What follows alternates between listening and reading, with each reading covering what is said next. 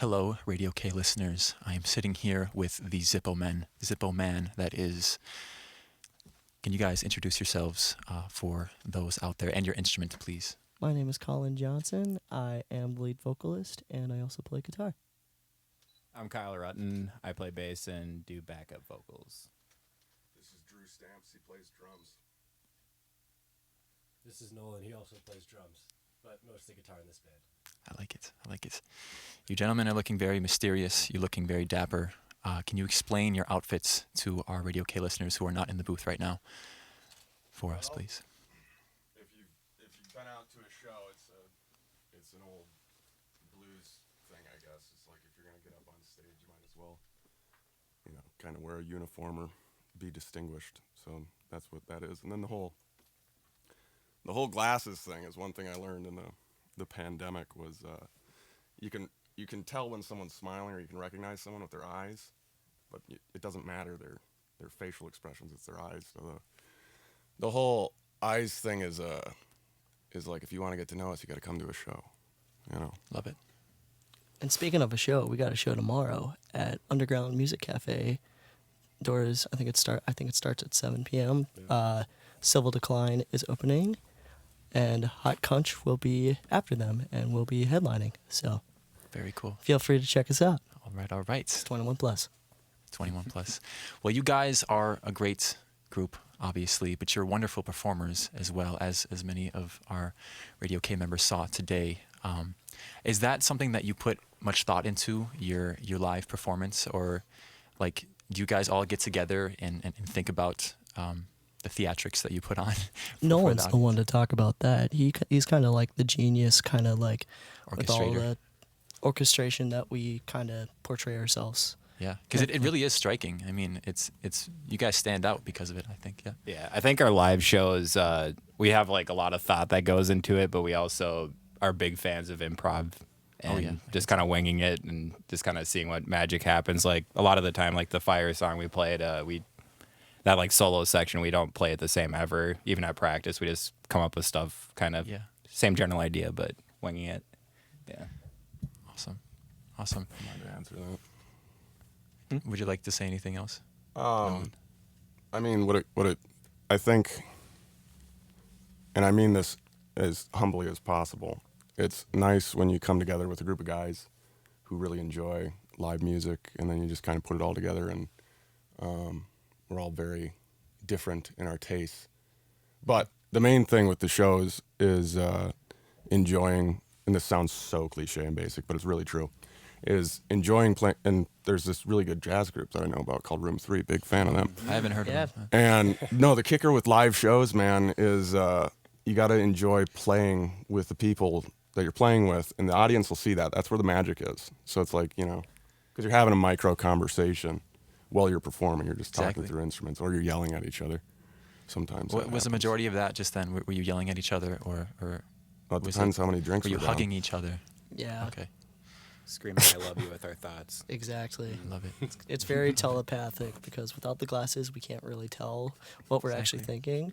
But Well, you can tell through the music, though. through the music, it's really what matters the most. Live, we don't wear sunglasses live. Yeah. We just do it when it's on the internet. Okay. All right. So you were talking about your differences and how you come together and make a whole that is Zippo Man. Can I talk about your individual backgrounds in music? Because I'm always very curious. You are all wonderful musicians, I would say. Can each of you just kind of briefly describe where you come from musically, your background? Yeah. This is Colin speaking. I guess I started. That's not funny.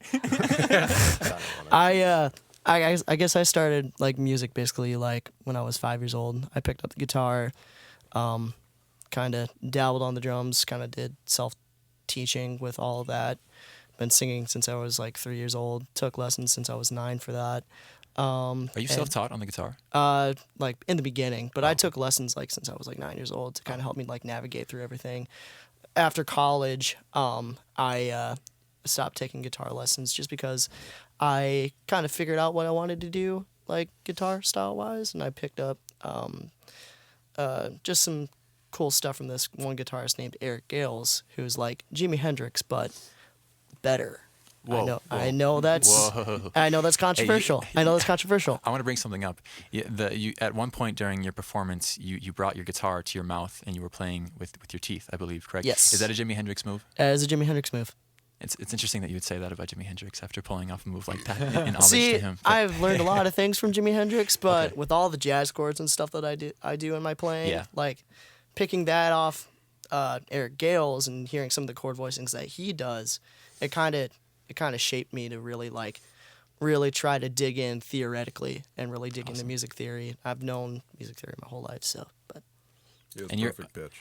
I do have perfect pitch. you're a McNally boy, correct? Yes. Is that correct? Yes, rest McNally in breeds peace. some wonderful musicians, but it's a dying breed because McNally is no longer a Yeah, thing. yeah. unfortunately. Room Thieves drummer actually went to. I don't know who Room 3 is, but yeah, okay. Dude, That's a lie. that is an absolute lie. We'll move on. Room we'll move 3. on. Kyle, how about you? Where do you come from? I musically? didn't start playing until I was 18 or 17. I've always wanted to, but I was like big into sports and I just like did choir and musicals and stuff too. So I got like some understanding from there, and then I taught myself. But I just fill in where I can, and I know I've learned a lot from the people I play with. So I play in a handful of bands, but all different styles. So I just kind of pick up little pieces where I can, and here I am. What's your favorite genre to play? I know you are in a variety of bands. If I'm at home, honestly, kind of like R&B, jazzy stuff, but I like metal a lot, like not Slayer, but like I don't know, like metalcore stuff.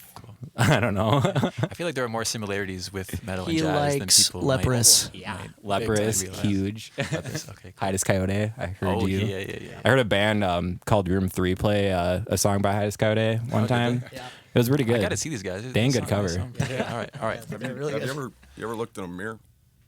Go ahead, Nolan. Where do you come from You musically? should be able to hear your voice, and you should bring the mic up. Baby, lock them doors and turn them lights down low. Yeah, huge country fan. Grew up in Wisconsinite, so it's the jukebox, the country classics. That's what I grew up. I'm just kidding. No, I come from a family of 3 boys, me being the middle child, and both of my brothers were athletes. And in 8th grade, I was in 5th grade, and my dad was playing guitar. And I think there's always that. You gotta, try and be tight with your dad, And so I was like, maybe I'll fit in with him that way and pick up guitar. And then I kept doing it, and I dropped out of college, and he was disappointed, but here It's we his fault. are. It's his fault. I wonder if he's, I told him we were playing on the radio, so I don't know if he tuned in. I think he's in Illinois. But that's it, yeah. Wonderful. Okay, Drew. Where do you come from? I've just always like been drawn to drums, and I was never able to play them as a kid because I couldn't have a drum set in the house because it was too loud. So Understandable. Yeah. I got my first kit when I was 16 though, and then I just taught myself, and that's pretty much it. I just What- fell in love with it. What is your genre like basis? What did you start with? I feel like drummers specifically start with a Yeah, specific well, genre. what first I was really passionate about polka music when I first started, but more recently it's been like metal and rock. Awesome. Yeah. Very cool. All right, I want to take a minute to explore the Zippo Man sound because I think you guys are very unique sonically.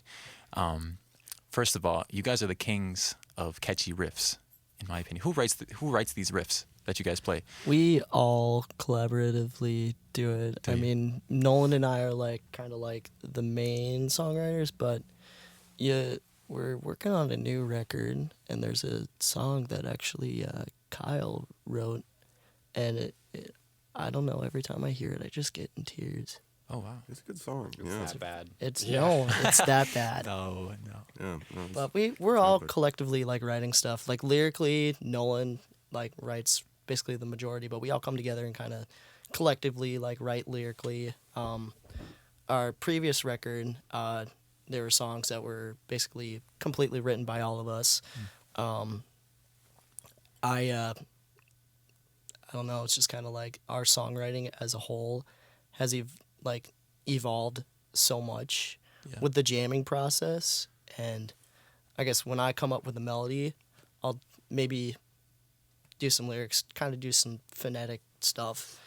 But then, Just kind of feel it out. Nolan kind of has this certain vision of like, I don't know, just like a certain vision that he has in mind, and he writes lyrics portraying that, and it just works the way that it works. Awesome. And it's been a great formula. So I'd add this. A lot of the writing happens because someone will just, a lot of this, Fire, the one we played tonight when we were in college, Colin just started playing this line, and I was like, remember that. And he wrote the whole song, And so it's, the writing usually takes place when we're just hanging out and jamming. And then it's like, oh, that's cool. Let's do something with that. And then it goes from there. And it's this weird, cool, it's like a good conversation. That's really all it is. Yeah. Is we're talking, and then it ends up panning out. So Yeah, it's organic. yeah. I love it. Okay, so you already have one full-length album out, correct? Is that it's called I? it's called Yep. Okay, great. Is there a future project coming, and if so, what's the evolution of your sound? Is it going to be completely different than I? Is it going to be similar in some ways? It will be similar in some ways of like the jam aspect of it. There's some jam songs off of the last record, but I think it's a little bit more ethereal sounding. I feel like we dove into some really like actually going to a studio like based out of where Nolan lives. We recorded at this place called Zoo School, and our friend Jason Shannon. Shout out Jason Shannon. Yeah, shout out Jason. He's goat, dude. literally The GOAT. honestly one of the greatest producers I've ever worked with. Hey in Jason, my this one's for you. Buy Bitcoin. Yeah, I think he's it's got called a to action. I don't think the FCC will be happy with that one. he won't be, but he's trying to do it. So, but anyways, back to the. For Jason. But for Jason, honestly, he really helped us cultivate what is to become of the next project that we're releasing, and really just kind of cultivating our sound as a whole. And we don't know when it's going to be out yet, but we're still in the process of the mixing process, and we're very, very stoked to share it in the near future. Very cool. It's nearer than you think. Really? Near. But you can't drop any dates for us? No. I don't know. No. Beginning of next year. Okay, Probably. probably. Maybe. Yesterday. Yeah. Yesterday. Well, all right. I've heard rhythmically you guys are also very interesting. Back to the Zippo Man sound. I've heard some odd time signature things in I, especially in Broadhead at the end. It's a great track. Great track. Who brings up the odd time signature ideas? Is it? Okay, so the funny thing with that song was I wrote the song in like 5 minutes in our dorm. Really? Yeah, I had Yep. so Some of my usually favorites. I write a lot on my phone. I should say this, whatever. And so there's poetry or whatever, and then it'll find a melody, whatever. But I wrote that riff, and then I wrote that odd time signature one, but I didn't play it in an odd time signature. I was like, hey Colin, what if we played this in an odd time signature? And then he obviously plays it. And I was like, all right, cool. Let's just do that out of the solo. Yeah. And so, and that's always a fun moment live because it catches the listeners off guard because it seems like we come in out of nowhere, but there's this little motif that I play, which is like an arpeggio, not really an arpeggio. It's just 3 notes. Da-na-na, bo-doo-doo. Yeah, Yeah. that's the odd time signature. But then also this new record, Drew and Kyle are obviously very big. Well, I shouldn't say obviously, but they're metal fans, right? like prog. Yeah, Prog. Yeah, and so they're big prog guys. I am too, but we've pushed into some of those odd time signatures. I think we do that. I mean, my appreciation of it is it's fun to throw the listener a curveball. That's the whole point of it. And it's also fun to like kind of mess with each other and see if we can, at least, I don't know, I suck with Throw each time, other but, off. Yeah. yeah. So That's fun. what Cool. yeah. Okay, you guys are obviously a very improvisationally based band. You drift and you go places. Where do you go mentally during your solos? I can see it in your faces that you're grasping for things in a space that's not our physical reality. Where do you go mentally? It's very, very, very spiritual for me. It's a very spiritual experience that, I don't know, I guess just kind of with my higher power, like, it just kind of, I go into a place where it's just like, I'm thankful that I get to do this. And I just get all my feelings out based off of like what I'm feeling at a certain time, or if it's like you know, like for my heart, like higher power, like with God, it's like, God, pour out what you gave me so I can serve you the best. But it's like getting into that sort of spiritual element, at least for me, has always, I don't know, it's just, I kind of just go where, I guess, if you want to call it like where the spirit leads and all that, where everything goes, it's just kind of like, take me wherever you want to go. You know? Yeah.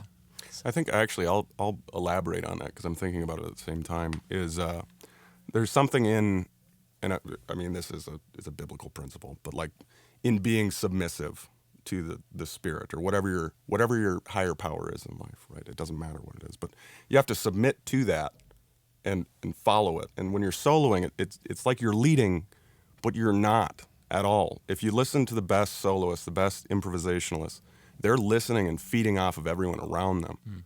And that's what makes a great solo. It's honestly the best guitar solos have the best drummers.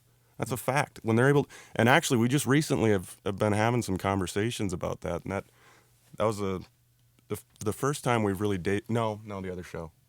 Yeah. Yeah.